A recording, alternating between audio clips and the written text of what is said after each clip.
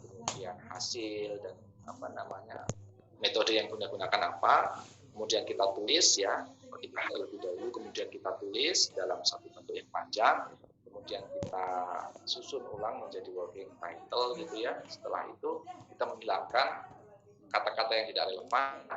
Nah setelah itu kita susun balik hal-hal yang paling penting itu kita tempatkan di bagian awal dan di bagian akhir. Jadi ini ada semacam tips title. Nah selanjutnya struktur ke introduction. Mungkin ini dalam beberapa hal tertentu mungkin ada perbedaan dengan penulisan skripsi.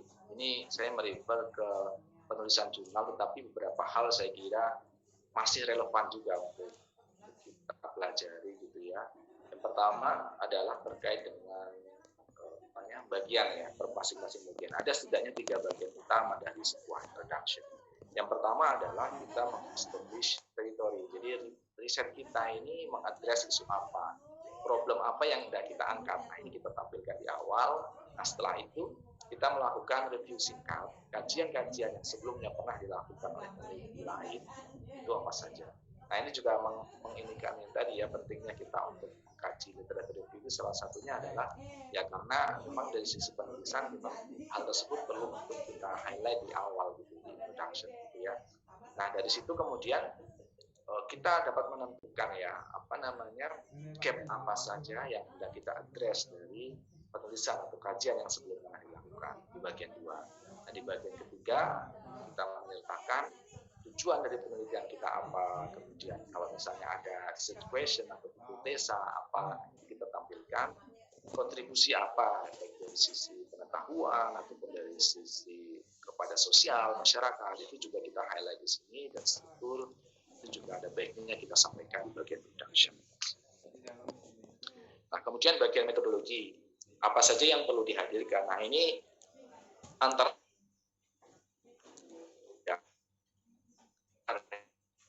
bidang yang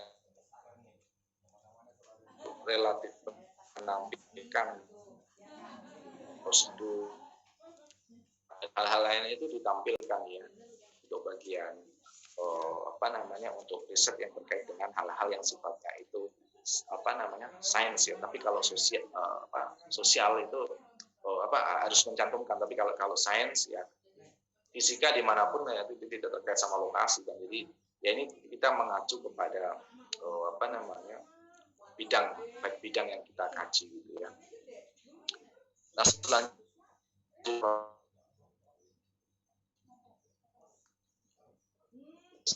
dataset diantaranya adalah kita perlu untuk menjelaskan ya, jika misalnya ada kita menjelaskannya secara detail dan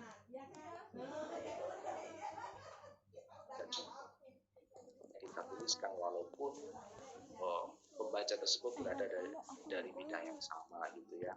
Nah kemudian kita juga perlu menuliskannya secara sekuensial gitu, jadi sehingga pembaca ataupun dosen pembimbing ataupun reviewer atau editor itu dapat membacanya secara lebih enak gitu, lebih flow-nya itu lebih ngalir gitu ya. Kalau misalnya perlu ya dibuat kayak semacam flow-nya, grafiknya, dataset apa yang digunakan, perlakuannya apa saja gitu ya, ada flow chart-nya gitu kan, dibuat semudah mungkin gitu untuk dicerna. Nah kemudian kita juga perlu untuk menampilkan, jika misalnya datanya itu adalah data sekunder, kita juga perlu untuk menampilkan sumber datanya itu dari mana gitu ya. Kalau misalnya ini kita tampilkan, di referensinya juga kita tampilkan. Nah sehingga ketika ada orang yang hendak melakukan penelitian sejenis, itu dapat mengacu kepada data-data tersebut yang sudah kita tampilkan gitu ya, metodologi datanya gitu ya. Nah kemudian jika misalnya ada hal-hal yang kurang lengkap, misalnya kita menggunakan asumsi-asumsi tertentu atau misalnya kita menggunakan ekstrapolasi karena datanya tidak lengkap, itu juga perlu untuk kita sampaikan di bagian ini gitu ya. Nah selanjutnya kita melangkah ke bagian result ya, di bagian pembahasan hasilnya gitu ya. Kita juga perlu untuk menulisnya ini secara sekuensial. Jadi misalnya ada 3 tujuan ya, kita highlight ya, tujuan pertama, kedua, ketiga. Jadi kita susun secara berurutan sama seperti ketika kita menulis metodologinya gitu ya. Kemudian figur dan table itu juga menjadi poin dari penelitian kita gitu ya. Dan kita perlu juga untuk menyertakan legend atau keterangan secukupnya sehingga orang dapat melihat ya secara lebih mudah gitu, lebih enak gitu untuk baca. Nah, kemudian kita juga menjelaskan hasilnya apa. Nah, kemudian melangkah ke bagian selanjutnya, yaitu bagian discussion. Ini juga strukturnya cukup compact juga ya, sama seperti bagian introduction. Jadi ada elemen-elemen yang perlu untuk kita hadirkan. Kita dapat meng-highlight lagi background, latar belakang kenapa kita melakukan sebuah kajian ilmiah. Ini kita tulis ulang di sini. Jadi jangan menggunakan kata-kata yang sama persis, tapi kita coba paraphrase-kan gitu kan. Kita coba tulis ulang apa yang kita tujuan dari riset kita, metodologinya gitu ya. Nah, kemudian hal penting yang perlu kita sampaikan adalah kita mensummary-kan apa yang menjadi hasil penting dari result. Baru kemudian kita jelaskan, kita paparkan, kita implementasikan, dan juga kita bandingkan dengan penelitian-penelitian lain yang sebelumnya pernah dilakukan. Kalau misalnya berbeda, kita jelaskan kenapa hasilnya berbeda. Kalau misalnya ada persamaan, hasilnya relatif sama, itu juga kita perlu untuk jelaskan. Nah, ada juga beberapa hal yang sifatnya itu opsional atau ditampilkan, misalnya imitasi, ya, misalnya. Dan juga kita juga dapat menyertakan rekomendasi, baik rekomendasi untuk mengakses imitasi ataupun rekomendasi untuk penelitian selanjutnya. Nah, ini sekilas terkait dengan profil riset saya, karena panitia kemarin minta, Mbak Elda minta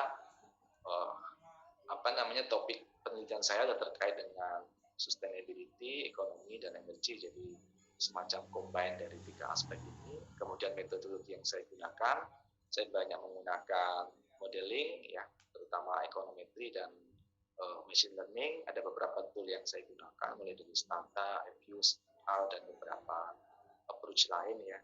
Saya kira ini teman-teman juga dapat belajar ini. Sekarang di YouTube itu melimpah gitu source-nya. Saya juga belajarnya kebanyakan dari YouTube untuk beberapa penggunaan program. Nah, saya juga menulis di beberapa jurnal, ya, Green Production. Selain juga menjadi reviewer, ya, di beberapa jurnal. Baik, Bapak dan Ibu, saya kira itu yang bisa saya sampaikan.